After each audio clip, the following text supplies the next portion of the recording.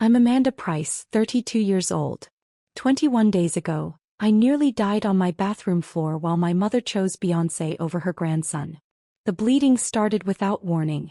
One moment I was changing my 3-week-old son Oliver's diaper at 4 p.m., and the next I felt a warm gush that soaked through everything. I looked down and saw blood. So much blood. Postpartum hemorrhage. The thing they warn you about but you never think will happen to you. My husband Jason was at work, an hour away in downtown Los Angeles. Oliver was crying because he was hungry and I just started to nurse him when the bleeding began. My hands were shaking so badly I could barely hold my phone. I called 911 first. "Ma'am, how much blood?" the dispatcher asked. "I don't know. A lot. I'm soaking through pads in minutes. I feel dizzy. I'm sending paramedics now. Are you alone? I have a 3-week-old baby. My husband is at work. I need..." The room spun. I grabbed the counter to stay upright. "Stay on the line with me. Is there anyone who can come stay with the baby while we transport you?" Oliver was screaming now. That newborn cry that goes straight through your heart. "I'll call my mother. She lives 20 minutes away. Call her now. I'll stay on the line." I put the dispatcher on speaker and called Mom with shaking fingers. She answered on the 4th ring. "Amanda? What is it?" "I'm at lunch with your sister." "Mom, I need help. I'm hemorrhaging. Postpartum bleeding. The paramedics are coming. I need you to come get Oliver. Right now." There was a pause. I could hear restaurant noise in the background. Laughter. Music. "Hemorrhaging? Are you sure you're not just having a heavy period? You know how you tend to panic about medical things." "Mom, I've soaked through 3 pads in 15 minutes. I'm dizzy. I can barely stand. This is an emergency." "Well, how long will it take?" "Your sister and I have plans tonight. We're seeing Beyoncé at the Forum. The tickets were $800 each." Actually laughed. A hysterical, disbelieving laugh. "Mom, I'm having a medical emergency. I need you to watch your grandson." "Amanda, I raced my kids already. You need to figure out yours. That's what being a mother means. Besides, we've had these tickets for months. Beyoncé's Renaissance tour. It's her last one. We can't miss it."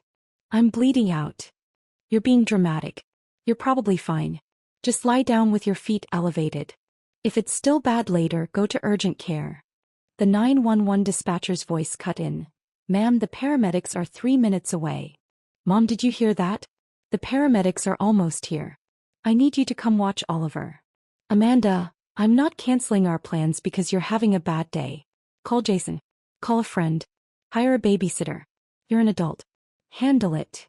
My sister's voice in the background. "Is Amanda okay?" Mom to her. "She's fine. Just being overdramatic about some bleeding. You know how she is." Then to me, "We have to go. Our appetizers are here. Feel better, honey." She hung up. I stared at my phone, blood pooling beneath me, my newborn son screaming, and my mother had just chosen Beyoncé tickets over my life. The dispatcher's voice was gentle. "Ma'am? Do you have anyone else?" "My husband. But he's an hour away. Call him. The paramedics are arriving now." The paramedics, 2 men in their 40s, found me on the bathroom floor, Oliver in his bassinet nearby, still crying. "How much blood have you lost?" the first paramedic asked, already checking my vitals. "I don't know. A lot. I'm 3 weeks postpartum. The bleeding just started an hour ago. Blood pressure is 80/50. Pulse is 140. She's going into shock." He looked at his partner. "We need to move fast." They started in 4 while I called Jason. "Babe, I'm leaving right now," he said when I explained. His voice was tight with fear. "I'll be there as fast as I can." "Oliver." "I'll call my mom. She's closer. She'll be there in 30 minutes. The paramedics need to leave now. Then we find someone to ride with you in the ambulance with Oliver, or we call emergency childcare. Amanda will figure it out. Just focus on staying conscious." The second paramedic was already on his phone. "I'm calling our pediatric transport unit. They can take the baby with you or arrange immediate care." But I remembered something. A card my doula had given me at my baby shower. Emergency newborn services, because new mothers shouldn't have to choose. "There's a service," I said. "In my hospital bag. A card. Emergency newborn care." One of the paramedics found it and called while they loaded me onto the gurney. A woman answered immediately. Emergency newborn services, this is Rachel. I need immediate help, I said, my voice weak. Postpartum hemorrhage. 3-week-old baby. No family available. I'm being transported to Cedars-Sinai. We'll have a specialist at Cedars before you arrive. What does Oliver need? I told her about his feeding schedule, his bassinet, his favorite swaddle. She took notes calmly, professionally, like this was routine. Our specialist Jennifer is 15 minutes from Cedars. She's a postpartum doula and pediatric nurse.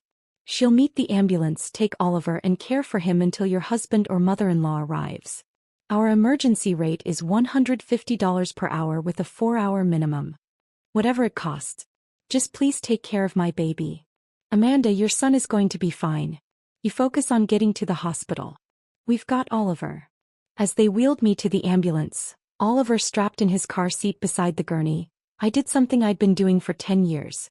Something I'd kept secret from Jason until 2 years ago. Something that had cost me everything and given me nothing in return. I opened my banking app with blood-stained, shaking hands. There it was. The automatic transfer I'd set up when I was 22 years old and got my first job out of college. $5,000. Every month. On the first. For 10 years. It started when my parents mentioned they were struggling after Dad's business partner embezzled from their company. When Mom said they might lose their house. When my older sister Christina was in grad school and they were stretched thin. Just temporarily, Dad had said. Just until we recover from the losses. 10 years later, the temporary help had become permanent. Dad had recovered. The business was thriving. Christina had graduated and was making 6 figures. But I'd kept sending money because they'd never said to stop. Because I thought that's what good daughters did. $5,000 a month. 12 months a year. 10 years. $600,000. $600,000 to parents who wouldn't drive 20 minutes to watch their grandson while I bled to death. My blood pressure was dropping. The paramedic was talking to the hospital, his voice urgent. With the last of my strength, I canceled the automatic transfer. Then I set up a new one. $5,000 per month to a trust account for Oliver. For his future. For college. For whatever he needed. The money my mother valued more than my life would now go to the grandson she couldn't be bothered to protect. Ma'am, stay with us, the paramedic said. We're almost there. Everything went gray at the edges. If you're genuinely enjoying this story, a quick like would mean the world. It helps me keep creating these stories. I woke up in the ICU with Jason holding my hand and crying. Hey, I whispered. My throat was raw from the breathing tube they'd removed. Oh, thank God. He kissed my forehead, my cheeks, my hands. You're okay. You're going to be okay. Oliver. With Jennifer, the specialist. He's amazing. My mom is on her way from San Diego. She'll be here in an hour. He wiped his eyes. Amanda, you almost died. You lost 3 liters of blood. They had to do emergency surgery. You had retained placental tissue that was causing the hemorrhage. The baby is perfect. Safe. Federal Jennifer sent me pictures. Look. He showed me his phone. Oliver, swaddled in his favorite blanket, sleeping peacefully in a professional-grade bassinet. Jennifer had set up a whole mobile nursery in a private room at the hospital. She's been with him for 6 hours, Jason said. She won't leave until family gets here. She's been pumping for you, bottle feeding him, doing skin to skin. Amanda, this stranger has done more for our son in 6 hours than your mother. He stopped. His face went dark. What did your mom say when you called her? I told him everything. The lunch. The Beyoncé tickets. The I raced my kids comment. The accusation that I was being dramatic. Jason stood up so fast his chair fell over. She said what? Jason. She told you to figure it out? While you were hemorrhaging. While her 3-week-old grandson needed help. His voice was rising. Where is she? Is she here? I don't know. I don't care. I care. I care a lot. He pulled out his phone. I'm calling her right now. Jason, don't. But he was already dialing.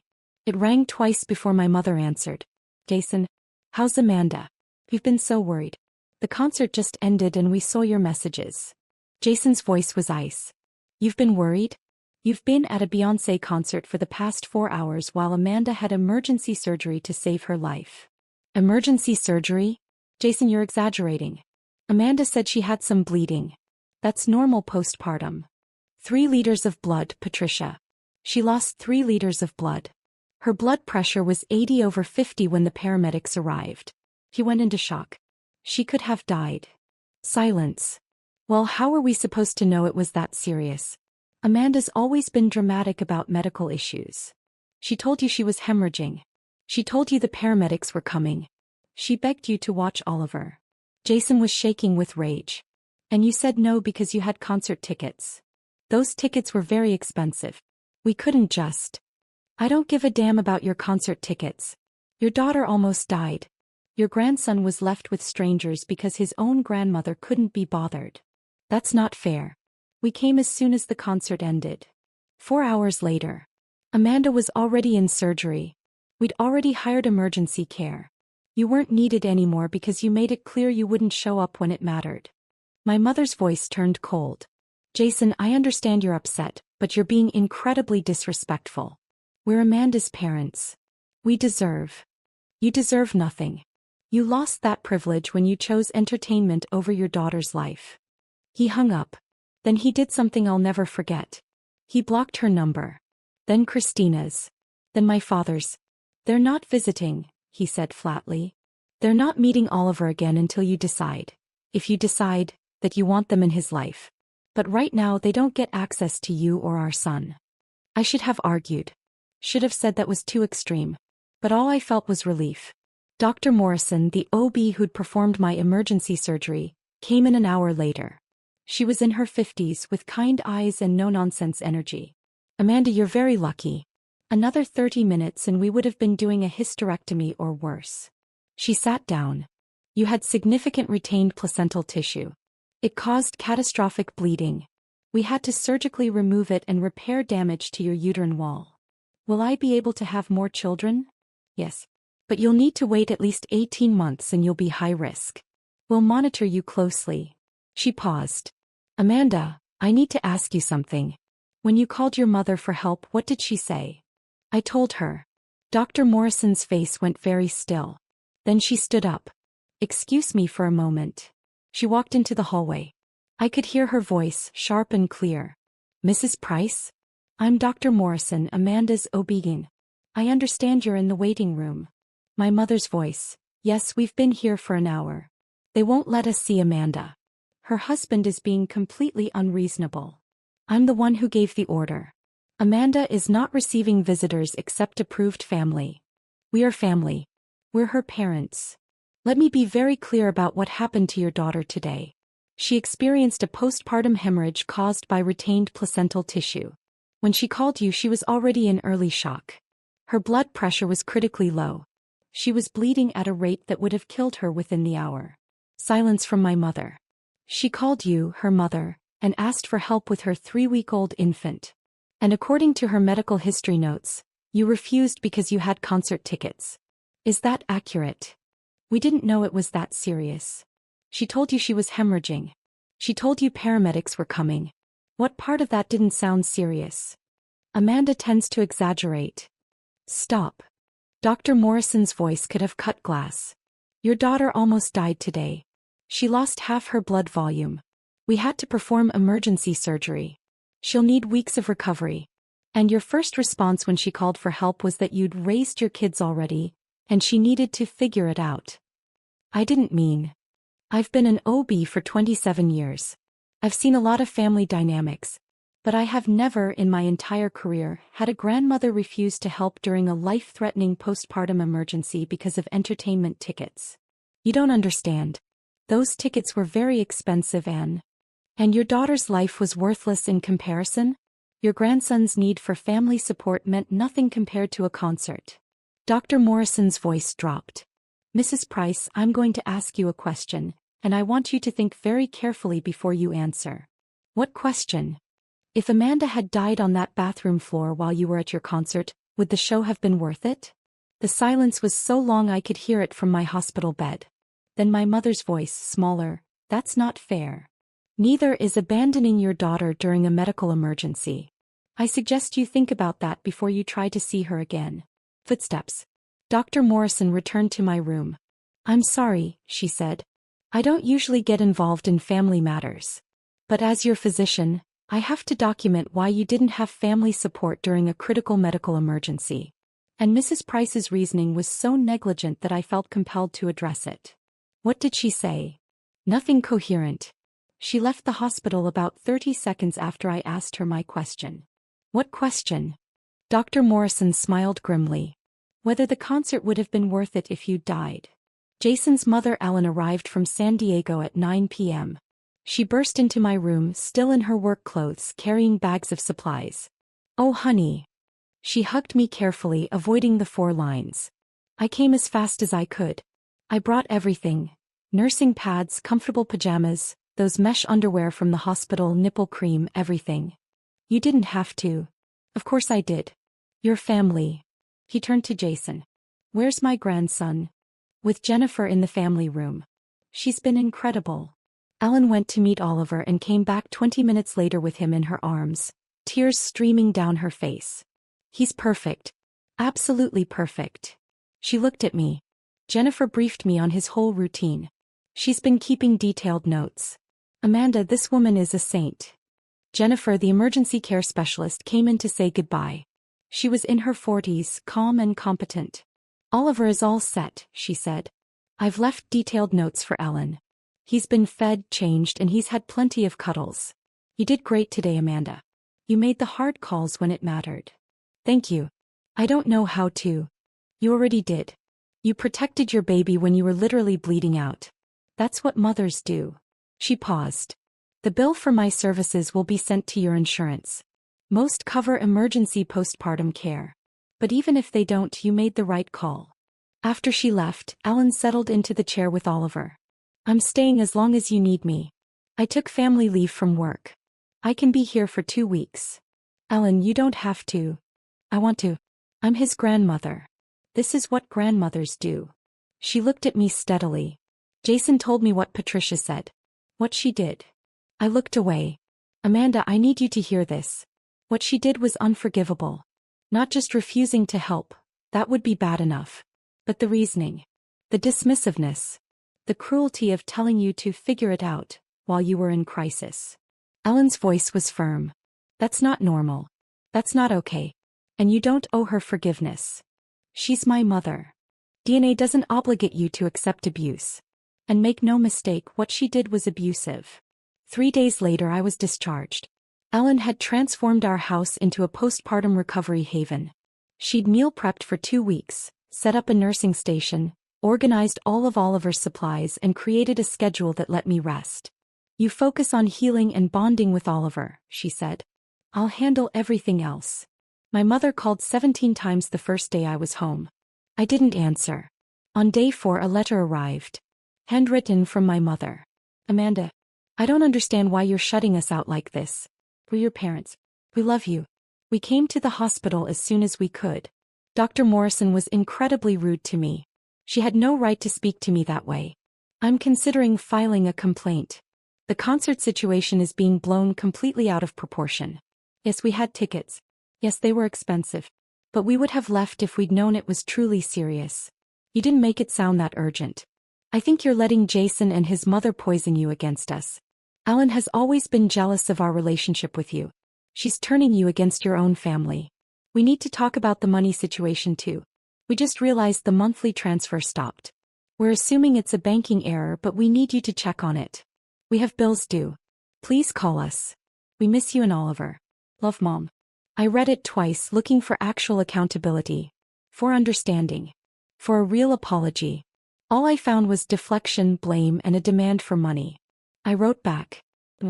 You're right that Dr. Morrison was harsh. She was harsh because you told your hemorrhaging daughter to figure it out, because you had concert tickets.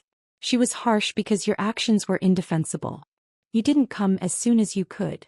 You came 4 hours later after the concert ended, after I'd already had emergency surgery. You came when it was convenient, not when I needed you.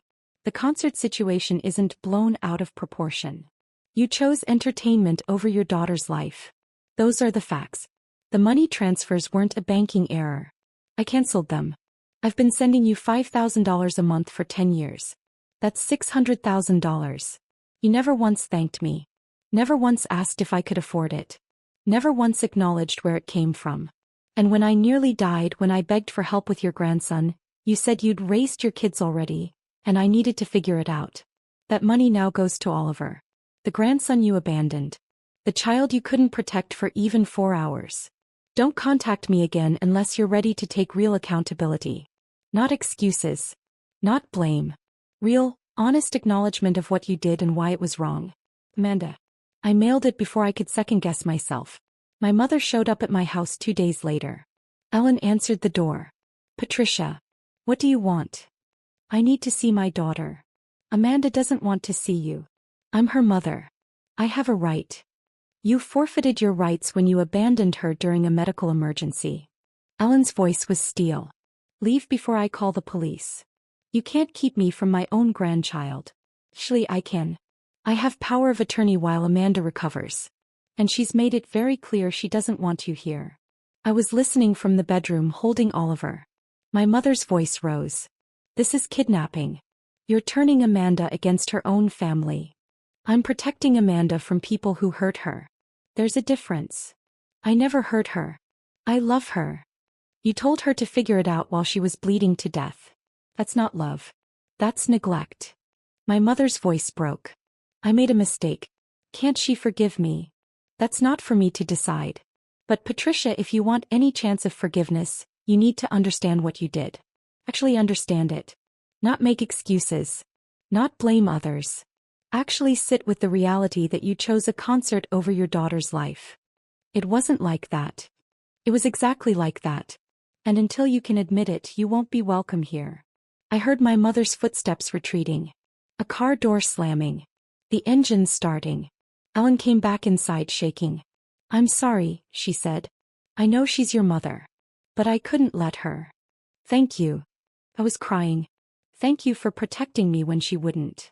6 weeks postpartum, I had my follow-up with Dr. Morrison. You're healing beautifully, she said after the exam. Physically, you're recovering well. How are you doing emotionally? Better than I expected. My mother-in-law has been amazing. Jason took paternity leave. I have support. And your mother? Haven't spoken to her. She sends letters and gifts. I don't respond. Dr. Morrison nodded. That's probably wise. Amanda, I want to tell you something. In my 27 years as an OB, I've seen a lot of postpartum emergencies. And family dynamics always reveal themselves in crisis. What do you mean? The people who show up in a crisis are your real family. The people who make excuses aren't. It doesn't matter if they share your DNA. She leaned forward. Your mother-in-law dropped everything and drove 3 hours. A professional stranger cared for your baby for 6 hours. Your husband shut down his career for 2 weeks. That's family. And my mother chose Beyoncé. Exactly. Believe people when they show you who they are. 3 months postpartum, my sister Christina called. Amanda? It's me. Please don't hang up. Almost did. But curiosity stopped me. What do you want, Christina? I need to talk to you. About Mom. About everything. She paused. Can we meet for coffee? Against my better judgment, I agreed. We met at a cafe near my house. Christina looked tired. Older than I remembered. Thanks for coming, she said as I sat down with Oliver in his carrier. You have 30 minutes. Ellen is watching from that table. I pointed to my mother-in-law, who waved cheerfully while giving Christina a look that could melt steel. Fair enough. Christina took a breath. Amanda, I need to apologize. For the concert. For not supporting you. For everything. You were there too. At the concert. I was. And I'm ashamed. She looked down. Mom told me you were being dramatic. That you always overreacted to medical stuff. I believed her because it was easier than challenging her. I almost died, Christina. I know. I didn't know that at the time, but I know now. And even if it hadn't been that serious, I should have pushed her to help. You were 3 weeks postpartum with a newborn. Even if it was just heavy bleeding, you deserved support. I waited. There's something else, Christina said. Mom asked me to start sending her money. She said you cut her off over a misunderstanding, and she needs help with bills. What did you tell her? I asked how much you'd been sending. She said it was just a little help here and there. So I looked into it. Christina met my eyes. I found your old bank statements. You left them at Mom's house years ago. Amanda, you've been sending her $5,000 a month for 10 years. Yes. That's $600,000. I'm aware. Christina sat back, stunned. How? How did you afford that? I worked 70-hour weeks. I lived in a studio apartment until I met Jason. I drove a 15-year-old car. I never took vacations. I sacrificed everything to make sure they were comfortable. Why didn't you tell me? Because every time I tried to talk about money or family responsibility, Mom would say you were in grad school or just starting your career or had student loans. You were always exempt from helping. I've been making 6 figures for 5 years. I know. And Mom never asked you for a dime. Just me. Always me. Christina was quiet for a long moment. She asked me for $4,000 a month. Said it was temporary. I sent her $8,000 total before I started asking questions. She'll bleed you dry if you let her. I already told her no. She called me ungrateful. Said I was abandoning her just like you did. Christina's voice shook. I finally saw it. The manipulation. The way she uses guilt and obligation. The way she's always made me the golden child and you the workhorse. Took you long enough. I know. I'm sorry. I'm so sorry for all of it. She reached across the table. I don't expect you to forgive me. I just wanted you to know I see it now. I see what she did to you. What she's always done to you. What are you going to do about it? I cut her off. Financially and emotionally. I'm in therapy. I'm working on understanding why I enabled her for so long. She paused. And I wanted to ask if there's any way we can rebuild. Not now maybe. But eventually. I looked at my sister. Really looked at her. She was crying. Actually crying. Maybe, I said slowly. But Christina, it can't be like before. I can't be the one who always gives while you take. I can't be the responsible one while you're the fun one. That dynamic is done. I understand. And I want different too. I want to actually be your sister. Not Mom's enforcer or her golden child. Just, your sister. Then prove it. Do the work. Stay in therapy. Set boundaries with Mom. And maybe in a year or so we can try. A year. You had 32 years of preferential treatment. You can wait a year. She nodded, wiping her eyes. Fair enough. 6 months postpartum, I got a certified letter from my parents' attorney. They were suing me for breach of financial support agreement and grandparent alienation. I called our family lawyer immediately. Richard Chin had handled our house purchase and wills. This is nonsense, Richard said after reviewing the letter. There's no such thing as a legally binding financial support agreement unless you signed a contract. Did you? No. I just started sending money when they said they needed help. Then they have no case. As for grandparent alienation, California law is very specific. Grandparents have no inherent right to visitation unless they can prove it's in the child's best interest and the parents are unfit. What do I do? We respond. We document everything. The concert, the medical emergency, the refusal to help. We show a pattern of neglect and manipulation. They won't get anywhere near Oliver with this lawsuit. Can they really take me to court? They can try. But Amanda, they'll lose. And more importantly, the judge will see exactly what kind of people they are.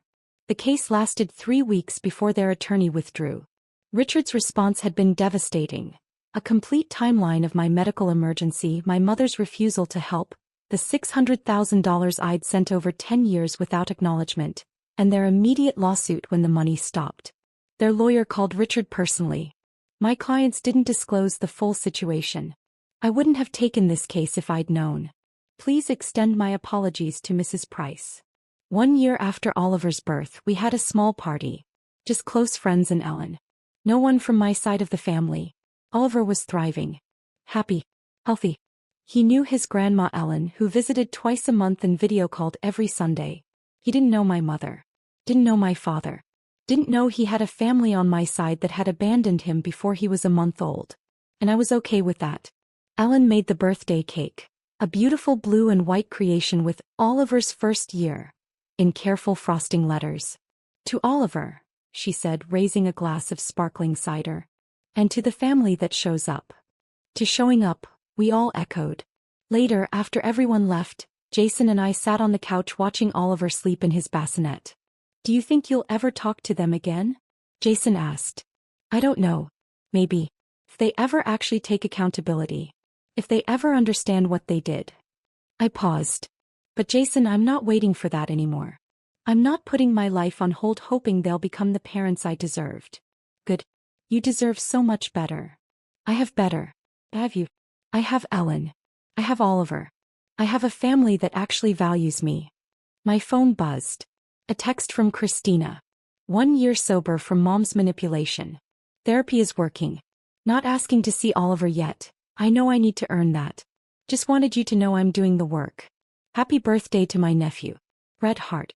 I showed Jason. Are you going to respond? Yeah.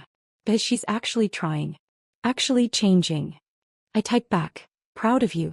Keep going. 18 months after the hemorrhage, I got pregnant again. We didn't tell anyone for months. High-risk pregnancy meant constant monitoring, frequent appointments, managed stress. Dr. Morrison watched me like a hawk. You're doing great. Blood work is perfect. Blood pressure is normal. This pregnancy is completely different. Because I'm not stressed? Because you're not carrying people who drain you. Your body knows the difference. At 38 weeks, our daughter Emma was born. Healthy. Perfect. Easy delivery. Ellen was there within hours, tears streaming down her face as she held her granddaughter. 2 grandchildren, she whispered. I'm so blessed. My mother sent a gift to the hospital. An expensive silver baby set, engraved with, to our precious granddaughter Emma. Love, Grandma and Grandpa. I sent it back with a note. You're not her grandparents. You're people who abandoned her brother when he was 3 weeks old. People who sued me for stopping payments you never earned. People who have never once taken accountability for your actions. Don't send gifts for children you don't know. Don't claim relationships you haven't built. If you want to be grandparents, it starts with being decent parents. And you've never managed that. 2 years after the Beyoncé concert, I ran into my mother at the grocery store. She looked smaller. Older. Her hair had gone gray and she'd aged in a way that suggested stress, not graceful aging. Amanda. She stopped her cart. Stared at Emma in my carrier, at Oliver holding my hand. They're so big. Kids grow. Can we talk? Please? Just for a minute. I looked at my children. At my watch. At the exit that was so close. You have 5 minutes. We stood there in the produce section while other shoppers moved around us. I'm sorry, Mom said. For everything. The concert. The lawsuit. All of it. I was wrong. What specifically were you wrong about? She blinked. What? What specifically? What did you do that was wrong? I chose the concert over helping you. And I shouldn't have sued you. And I took your money for years without appreciating it? These all sound like questions, not statements. She took a breath. Amanda, I don't know what you want me to say. I want you to say, I abandoned my daughter during a life-threatening medical emergency. I told her to figure it out when she was bleeding to death. I prioritized entertainment over her life. I took $600,000 from her over 10 years and never once acknowledged it or thanked her. I sued her when she set boundaries. I was a terrible mother and I'm sorry. Can you say that? She looked stunned. That's so harsh. That's honest. And Mom, until you can be honest about what you did, we have nothing to talk about. I'm trying. You're trying to avoid accountability. You're trying to get access to my kids without doing the work. You're trying to skip past the hard parts to get back to the benefits. I adjusted Emma in her carrier. It doesn't work that way. What do you want from me? I want you to get therapy. Real therapy, not just someone who tells you what you want to hear. I want you to understand why you treat people this way. Why you use them. Why you value money and status over relationships. I paused. And I want you to do that for yourself, not to get access to my children. How long will that take? However long it takes. Years maybe. Maybe forever. But Mom, I'm not waiting anymore. I have a family. A real one. People who show up. People who value me. You're not part of that family right now, and you won't be until you can prove you've changed. That's not fair. Neither is abandoning your daughter during a medical emergency. Neither is taking $600,000 without acknowledgement. Neither is suing your own child for setting boundaries. I started to push my card away. Fair is getting what you earned. And Mom, you earned distance. I walked away without looking back. Oliver asked, "Who was that lady, Mama?" "Someone who used to be in our family." "Is she in our family now?" "No, baby. She's not." "Oh. Okay." He went back to looking at the apples. "My name is Amanda Price. I'm 34 years old. I'm a mother of two, a wife and a daughter-in-law to the best mother-in-law in the world. I used to be a daughter too. Used to send my parents $5,000 a month. $600,000 over 10 years. Used to believe that family meant accepting whatever treatment they gave me.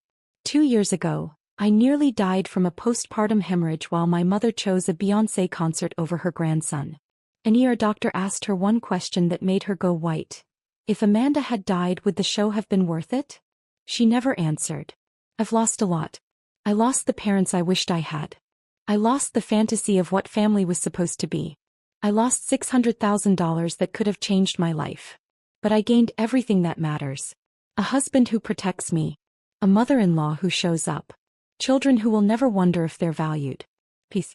Self-respect. Freedom. My mother still sends cards on birthdays. Still tries to make contact. Still wants a relationship without accountability. And I still say no. Because I learned something in that bathroom, bleeding out while my mother chose entertainment. Some people will only love you for what you provide. The moment you stop providing it, they'll show you exactly who they are. Believe them. If anyone out there is funding their own mistreatment, sending money to people who don't value you, accepting scraps of love from people who should give it freely, you deserve better. You deserve people who would drive 3 hours in the middle of the night. People who would cancel concerts for your emergencies. People who would fly across the country without being asked. You deserve family that shows up. And if your DNA family won't be that, build a chosen family that will. Because at the end of the day, family isn't who shares your blood. Family is who shows up when you're bleeding. Drop a comment and let me know where you're listening from. And if you've walked away from family members who treated you like an ATM, you're not alone. We're all building better families, one boundary at a time.